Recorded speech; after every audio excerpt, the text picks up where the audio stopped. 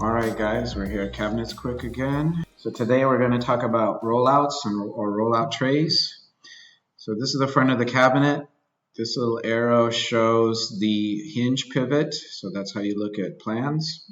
The U stand for unfinished ends, and you can kind of see the screws going all the way through. These little guys are spacer blocks. Now I can do a whole nother set of videos on spacer blocks, but pure European cabinets don't use spacer blocks. They use different hinges called zero protrusion hinges.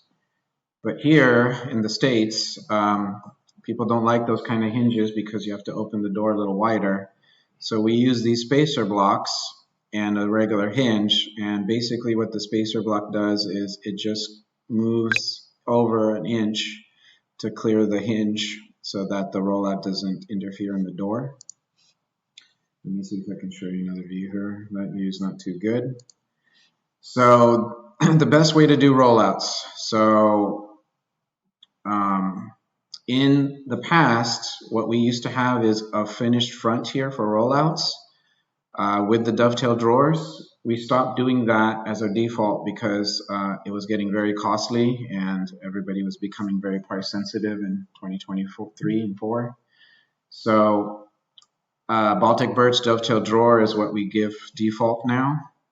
These little squares, what you see here is the spacer blocks. And we do a standard 4-inch rollout. And if you notice here, I have 12 inches. Now the reason why we have 12 inches plus or minus from the bottom of the rollout to the top of the next rollout is you need about 12 inches clear for cereal boxes, storage containers, this, that, the other, for everything to function.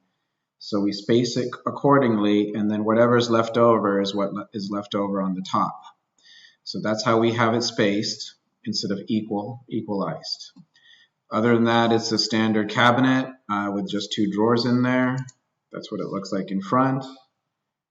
And standard toe kicks.